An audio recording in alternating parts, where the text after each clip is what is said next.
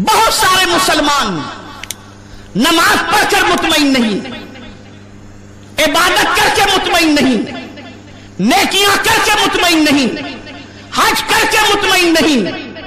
اے رسول اعظم صلی اللہ تعالی علیہ وسلم کے پیارے دیوانوں، اطمینان نظر نہیں آتا، سکون نظر نہیں آتا۔ اور یاد رکھو، سب سے بڑا اطمینان اور سکون اس وقت کا ہے جب جسم سے روح کے پرواز ہونے کا وقت ہو۔ آپ جانتے ہیں پوری زندگی جو اللہ کے فیصلے پر مطمئن ہوتا ہے کہ مولا تو کھلائے تو کھا لیں گے، تو پلائے تو پی لیں گے، تو زندگی دے تو اطمینان گزاریں گے، تو جس حال میں رکھ میرے کریم، ہم تیری شکایت نہیں کریں گے، تیرے ہر فیصلے پر ہم راضی ہیں۔ مصیبت آئی تو بھی تجھے نہیں چھوڑیں گے، راحت آئی تو بھی تجھے نہیں چھوڑیں گے، مصیبت میں بھی تیرا دامن پکڑے رکھیں گے، تیری توحید کا دامن، تیرے رسول کی رسالت کا دامن، غلامی کا دامن ہم نہیں چھوڑیں گے۔ ہم تمانیت قلب کے ساتھ ہر حال کے اندر زندگی گزاریں گے۔ تو ایسے بندے کی جب موت کا وقت آتا ہے، جو وقت سب سے اہم ہے، جو سب سے اہم وقت ہے، اس وقت بعض روایتوں میں کہ اللہ جل شانہ بذات خود، اور بعض روایتوں میں یہ ہے کہ اللہ فرشتوں سے کہتا ہے کہ اب اس میرے پاس آنے والے مہمان کے حوالے سے جو جاکنی کے عالم میں ہے، اب دنیا اسے بھلے بے قرار دیکھ رہی ہو، دنیا اسے بے چین سمجھ رہی ہو، لیکن یہ میرا بندہ میرے فیصلے پر مطمئن تھا، اس لیے کہو یا ایتھا النفس المطمئنہ، اے اطمینان والی جان، اللہ اکبر، میرے ہر فیصلے سے، عبادت و ریاضت سے، غربت و تنگی سے، فقر و فاقے سے، بیماری اور صحت سے جس نے اطمینان کی زندگی گزار لی، اب اے مطمئن رہنے والے، آج کوئی تجھے بلائے یا نہ بلائے، میں تجھے بلا رہا ہوں، لیکن شان سے بلا رہا ہوں، یا ایتھا النفس المطمئنہ، اے تمانیت قلب سے مالا مال جان، ارجعی الی ربک، اپنے رب کی طرف لوٹا۔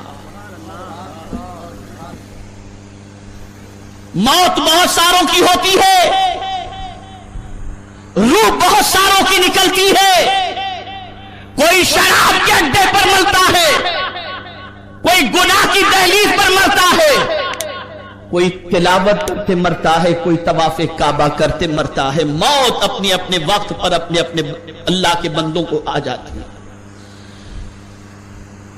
کسی کی سکرات بڑی لمبی ہوتی ہے، اور کوئی جھٹکے کے اندر اس دنیا سے کچھ کر جاتا ہے۔ یہ دنیا میں روز کا آپ منظر دیکھتے ہیں، اور اسی سے آدمی کہتا ہے کوئی شراب کے اڈے پہ مرا، کوئی پریشانی کے عالم میں مرا تو کہتے بڑی تکلیف سے اس کی زندگی کٹی، لیکن کوئی سجدے میں مرتا ہے تو لوگ کہتے ہیں اللہ کا بڑا نیک بندہ تھا، بڑے اطمینان سے ادھر سجدے میں گیا اور ادھر اس کی روح پرواز کر گئی۔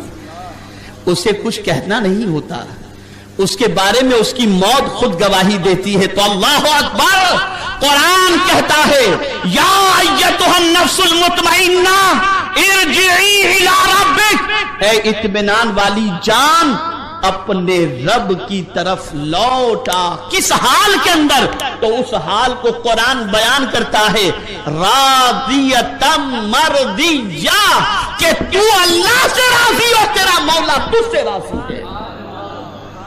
اب یہاں امام حسین کے ماننے والے غلامان حسین سے میں سوال پوچھتا ہوں، 50 سال کی زندگی اگر اللہ نے دی، جس میں سے 48 سال بڑے آرام سے گزرے ہوں، اور اگر 2 سال تھوڑی سی تکلیف آ جائے، تو میں سمجھتا ہوں کہ پوری کائنات کو اس تکلیف کے بارے میں معلوم ہو جاتا ہے کہ فلاں صاحب فلاں تکلیف میں گرفتار ہے۔ لیکن کربلا کے تاجدار کی زندگی دیکھی جائے ولادت سے لے کر وصال تک اور شہادت تک امام حسین رضی اللہ تعالیٰ عنہ نے اپنی زندگی میں تکالیف برداشت ہی کیے ہیں، لیکن شکایت کے جملے ان کی زبان پر نہیں تھے۔ مجھے یاد ہے حضرت رابعہ عدویہ رضی اللہ تعالیٰ عنہ کا وہ واقعہ کہ حضرت رابعہ عدویہ رضی اللہ تعالیٰ عنہ نے ایک نوجوان کو دیکھا جس نے اپنے سر پر پٹی باندھ رکھی تھی۔ مائے رابعہ نے پوچھا یہ پٹی کس چیز کی ہے؟ کہا مائی سر میں شدید درد ہو رہا ہے اس لیے باندھ کے رکھا ہوں تاکہ کچھ راحت نصیب ہو جائے۔ ارشاد فرماتی ہیں یہ درد کب سے ہے؟ کہا مائی ابھی بس چند دن ہوئے یہ درد میں۔ کہا تیری عمر کتنی؟ کہا 52 سال کی۔ کہا اچھا یہ بتا کہ کتنی زندگی یہ درد زندگی میں کتنی بار اٹھا ہے؟ کہا پہلی بار اٹھا ہے۔ تو جواب میں ارشاد فرماتی ہیں جس کریم نے تجھے 52 سال کی زندگی دی اور چند دن اگر تیری تکلیف کے اندر اور سر درد میں اس نے تجھے دے دیے تو شکایت کی پٹی باندھ کر پوری دنیا کو اس کی شکایت کر رہا ہے، کیا کبھی شکر کی پٹی بھی تو نے اپنے سر پر باندھی تھی تاکہ لوگوں کو پتا چلے اللہ تجھے انعام دے رہا ہے؟ آج اگر مسلمانوں کی زندگی کا جائزہ لیا جائے تو خدا کی شکایت کے انبار لگاتے نظر آئیں گے۔ شکر کے کلمات زبان سے نکل چکے، شکایت کا انبار نظر آ رہا ہے، لیکن میرے حسین یہ پیغام دے رہے ہیں اے شکایت کرنے والوں، ہوگا وہی جو خدا چاہے گا، تو خدا کے فیصلے پر راضی رہنے کی عادت بناؤ، وہ جو دے دے، اس لیے کہ محبوب کی طرف سے پتھر آ رہے ہیں یا پھول آ رہے ہیں اسے دیکھنے کی ضرورت نہیں، یہ دیکھو کہ دیکھ کون رہا ہے؟ جو ہمارا خدا ہے وہی تو دے رہا ہے، جو مل جائے اسے قبول کر لو۔ یہ پیغام امام حسین دے رہے ہیں۔ تو امام حسین کی شہادت کے وقت بھی فرشتہ آیا اور اس نے امام حسین سے کہا یا ایتھا النفس المطمئنہ، اے نفس مطمئنہ، ارجعی الی ربک، اپنے رب کی طرف لوٹا۔ کس حال میں، کس سچویشن میں؟ تو قرآن کہتا ہے راضیتم مرضیہ، اس حال میں کہ تو خدا سے راضی اور تیرا خدا تجھ سے راضی۔ توجہ چاہوں گا، بندہ خدا سے راضی ہو یہ تو پاسبل ہے، لیکن یہ کتنا بڑا انعام ہے کہ قرآن کہتا ہے کہ اس حال میں آ جا کہ تو خدا سے راضی ہے اور تیرا خدا تجھ سے راضی ہے۔ اور پھر قرآن کہتا ہے فَادْخُلِي فِي عِبَادِي، میرے بندوں میں داخل ہو جا۔ قربان جا، یہ بندہ کسے کہتے ہیں؟ یہ ہم جو آپ اپنے آپ کو اللہ کا بندہ کہتے ہوئے نہیں تھکتے اور اللہ کا بندہ کہتے کہتے ہماری زبان گھس جاتی ہے، تو صحیح معنوں میں بندہ کسے کہتے ہیں؟ بندہ اسے کہتے ہیں جس کی اپنی کوئی مرضی ہو ہی نہیں۔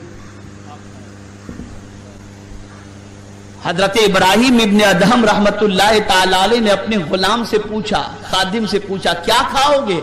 کہا جو حضور کھلا دے۔ کہا کیا پہنو گے؟ کہا جو حضور پہنا دے۔ کیا پیو گے؟ کہا جو حضور پلا دے۔ ارے تیری بھی تو کوئی خواہش ہو۔